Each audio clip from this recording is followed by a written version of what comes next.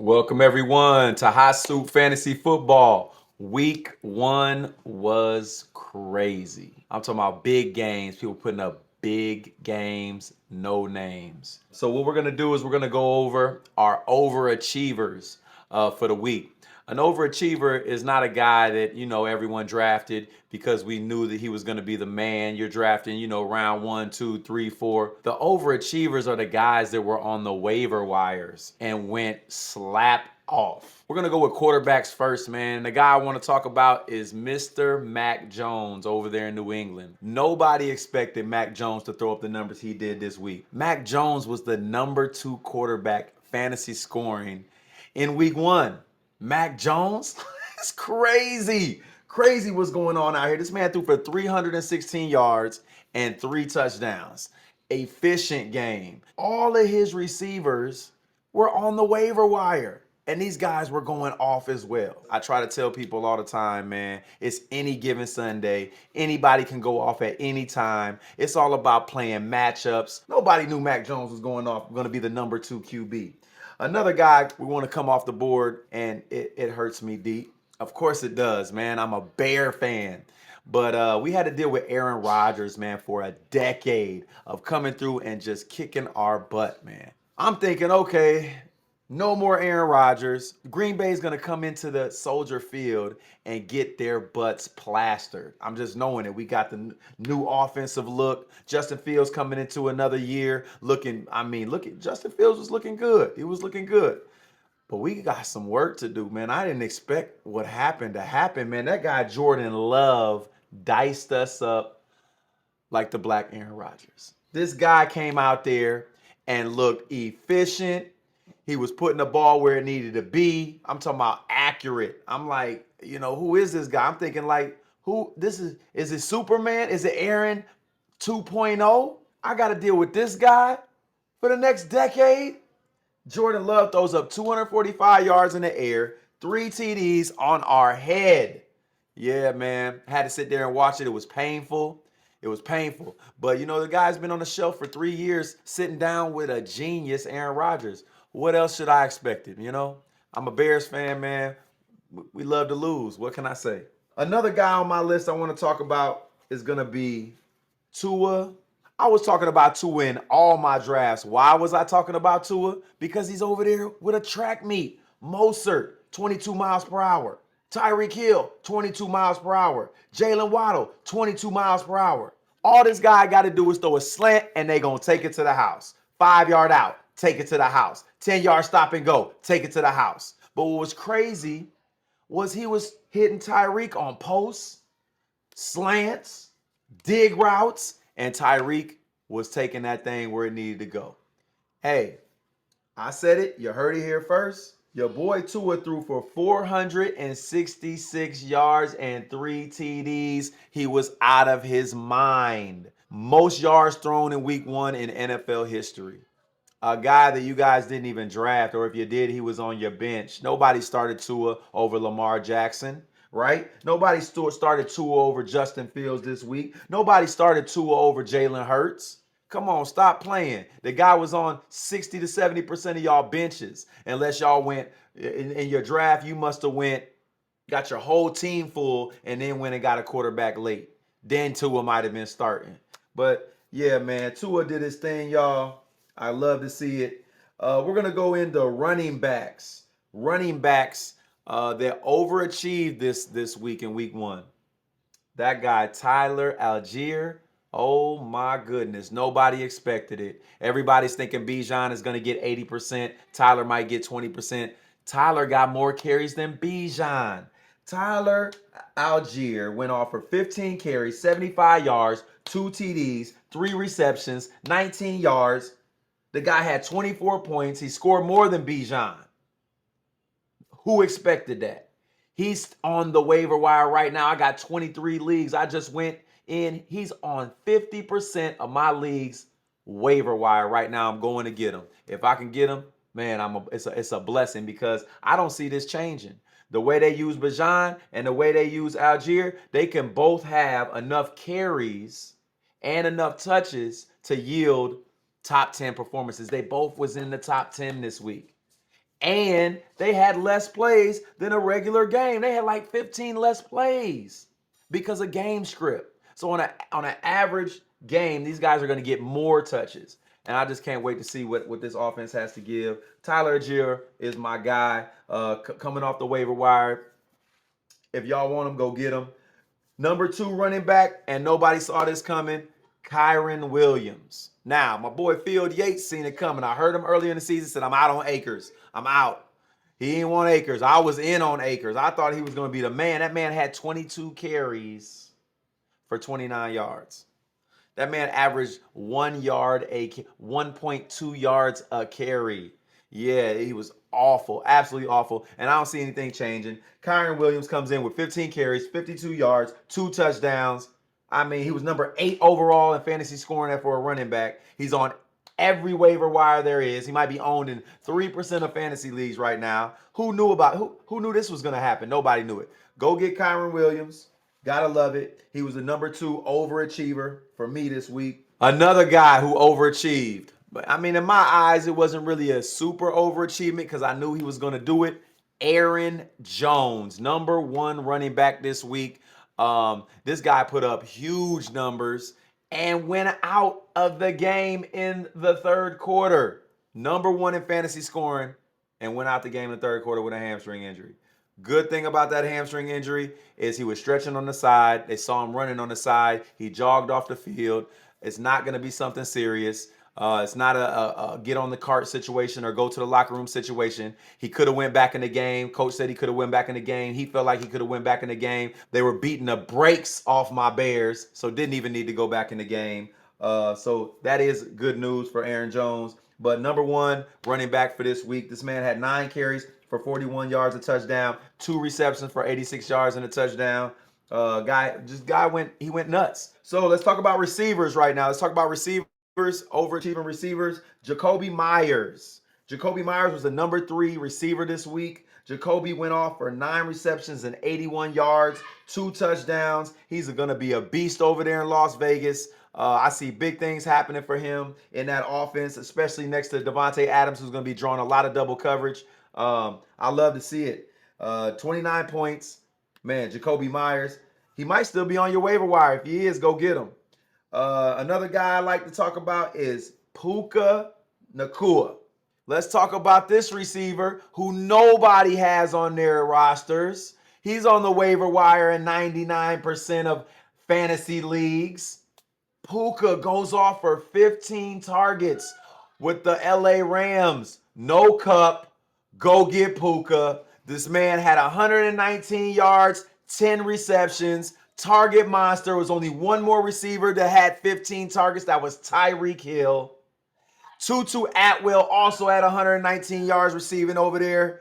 Go get one of those receivers. They're both out there on your waiver wires. Puka Nacua, 21 points in standard scoring. Another receiver I think you guys should go get.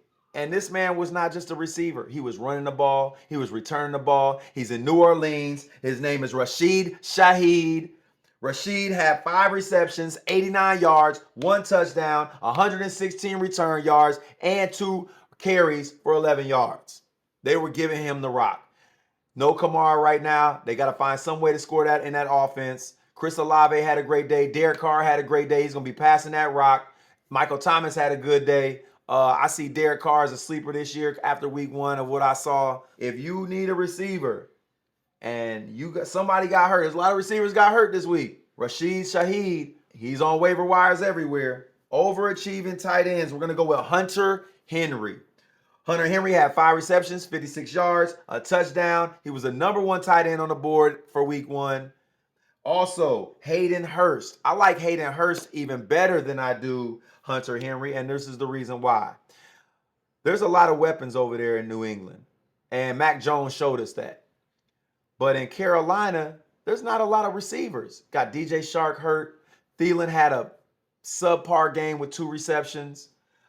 Hayden Hurst is going to be a great check down for a rookie quarterback in Young. What I think is Hayden Hurst is going to carry this momentum for the rest of the season and could end up being a top tight end this year. And that's just because of his situation. I'm not saying he's the best athlete on the field. What I'm saying is, in his situation for tight end, Hayden Hurst is going to be that man this year. You heard it from Soup first. We'll talk about it later. Underachievers. Got to go with our underachievers for week 1. Quarterback, underachiever. Y'all got to know who I got to come off my head first. All right. He was the number 30th scoring quarterback. This man was drafted as number 3 or 4 quarterback off the board this year in fantasy drafts. Yeah. There's still a game left tonight, meaning 2 more quarterbacks got to play, meaning this man was last in scoring points, Joe Burrow. Joe Burrow was 30th overall, had 82 passing yards, no rushing yards. That's it. For the entire game, that's crazy. Who would have thought? I know it's not going to be like this for the rest of the year for Joe Burrow. I know this. We all know he was hurt with a calf injury. He missed a lot of time in preseason, so he was rusty. I'll give it up to a good defense. I'll give it up to game script. But Dak Prescott is another one on my list for underachievers this week. Dak Prescott was 27th overall. Only had 143 yards, but this is due to game script. The defense took over. Tony Pollard took over on the ground. Dak didn't even need to throw for them to blow out their opponent in the Giants 40-0 or something crazy like that. Yeah. Number 3, underachiever at quarterback. This guy was drafted as your QB1. He was drafted number 3 or number 4 coming off the board in fantasy drafts, Lamar Jackson. They get down to the goal line. Jackson was not running that ball. He did not one time not hand that ball off at the goal line. Game script could be a lot that has to do with it.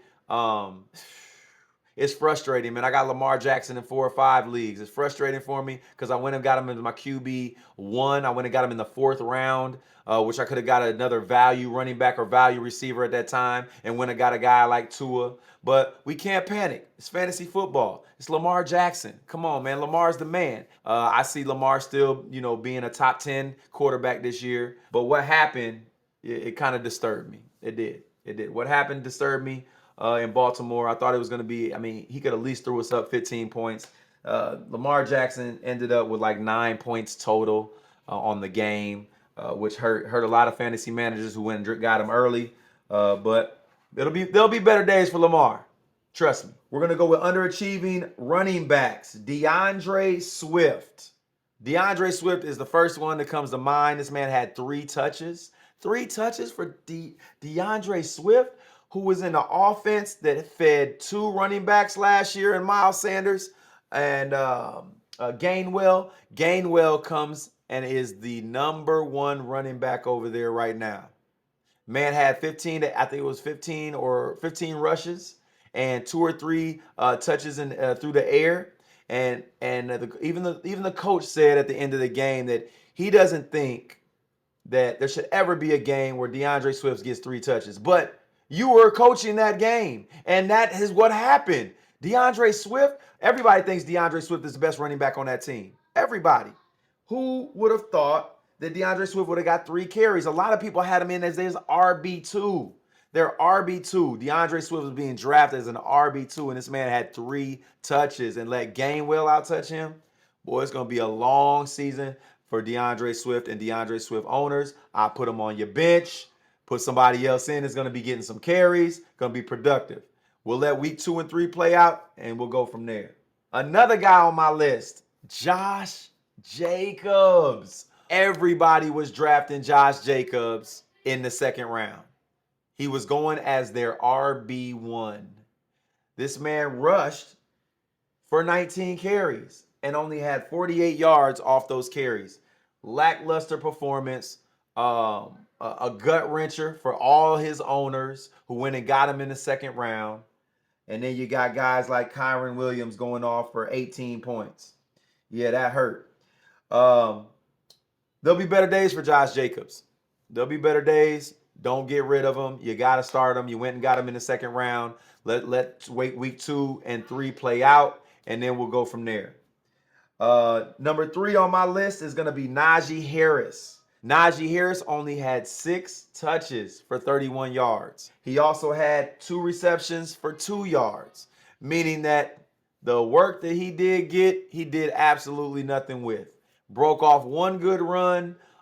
It is due to game script. Steelers were out of it by halftime, like out of the game. It's over with. Mike Tomlin stick a fork in him. Deontay Johnson gets injured. That didn't help. You know, at least he can take the top off the defense. No more of that. They can load the box on Najee. I think he'll have better days. Kenny Pickett didn't have the best game. He was looking way better in the preseason. So they got a lot to talk about over there in Pittsburgh. Sorry, B. Henley. It is what it is, fella. We're going to go to our receivers. Top underachieving receivers for me at number one had to be Drake London. Everybody was drafting Drake London as a high wide receiver 2, low end wide receiver 1 for their teams this year. We thought he was going to get a lot of work. This man did not get one catch. I believe he had one target. 0 catches in Atlanta. Hey, with Algier and Bijan Robinson over there, it could be a long year for London. I'm sure he'll get 6 to 7 targets a game, but those 12 to 13 targets we were hoping for may not come into play. They still got Kyle Pitts to go to as well. But those running backs in that running game, I see them running the ball and passing the ball at the backfield, letting those talented backs get that rock more than I do see Drake London being a top 10 receiver this year. Sorry, Drake London owners. Number 2 on my list, Christian Kirk. Everybody had Christian Kirk as a high-end wide receiver 2 this year. This man had one catch for 9 yards, 1.9 points in fantasy scoring.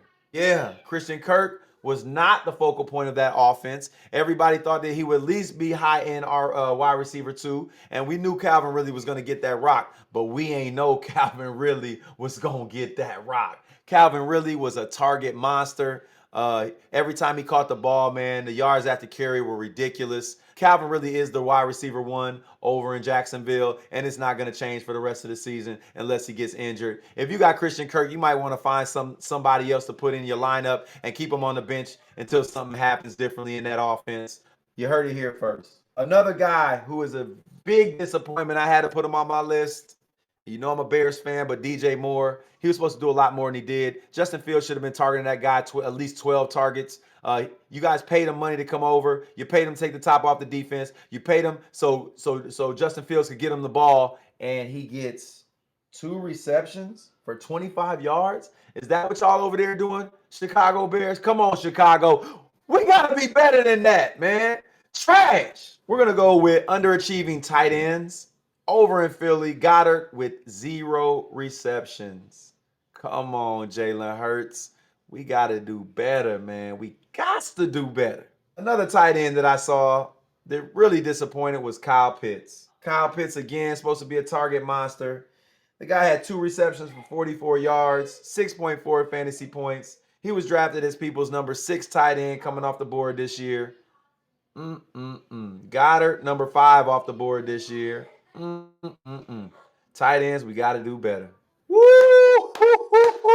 I love this segment right here, man. Gotta love this segment. This is what I'm here for. It's Hot Soup Fantasy Football. You guys come here for all the hottest takes, all the latest news, everything you need to know about fantasy football and what's going on. Come check me out.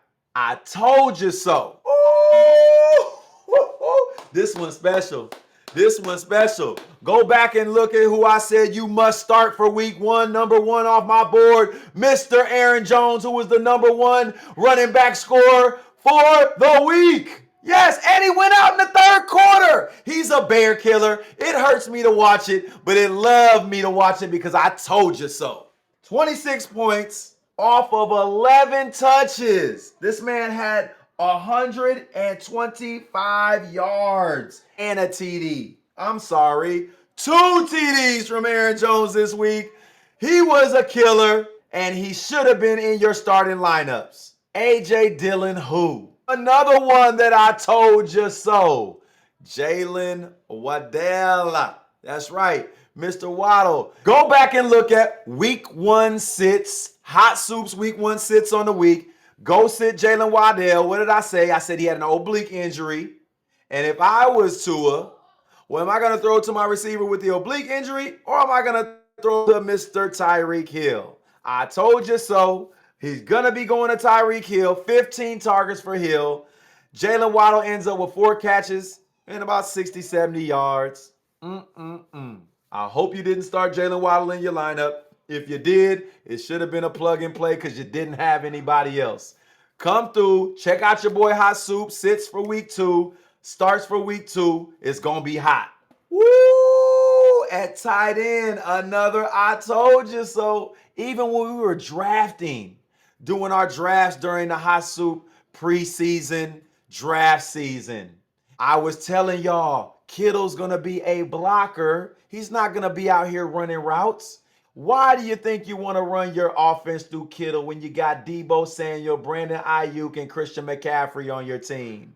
That's right. Christian McCaffrey is the number 1 target. Ayuk is number 2. Deebo Samuel is number 3. Kittle is number 4. Kittle's going to be blocking. Why would you get him as your tight end 1, drafting him as the number 4 tight end off the board? I have no idea. I tried to tell you so. George Kittle ends up having a terrible game this week. 24th overall tight end in scoring in week 1. Jamal Williams. Oh my God, go back and let's talk about it. Let's talk about it. He's on my top 5 sits. Sit Jamal Williams this week. Why? Why? Because Taysom Hill, I said it, because Taysom Hill is going to get in the game when they get down there on the goal line. And so it is. Taysom Hill gets in the game at the goal line in week 1. No Jamal Williams, 7.2 fantasy points for the number 1 running back in New Orleans. I told you so. Another guy I told you so. Mr. Raheem Mostert, 22 miles per hour Mostert, ended up 18th overall in fantasy scoring for a running back. That means if you're starting 2 running backs and you have a 10-team league, he deserved to be your number 2. That's right. And a lot of y'all have a running back in the flex. Yeah. Raheem Mostert put up running back 2 numbers this week with a low amount of touches. Raheem Mostert with the 10 carries for 37 yards and a touchdown, 2 receptions for 13 yards. That's 50 yards through the air on 12 that's 50 yards total on 12 touches and a touchdown. It's going to happen week in and week out. There's going to be games where he blows up for 100 plus yards and 2 TDs. There's going to be games where he has 50 yards and 10 and 15 touches. But he's going to give you a high floor. He is a guaranteed solid start at an RB2 until Wilson comes back. And from Hot Soup's mouth himself, Terry McLaurin is not the number 1 receiver in Washington. It's Jahan Dotson. Curtis Samuel Jr. with 5 targets. McLaurin with 4 targets. Jahan Dotson, 7 targets in that game. The number 1 receiver in Washington, Jahan Dotson. I told you so. Come check us out next week for our hottest sits, hottest starts, overs and unders, and I told you so. Hot Soup out.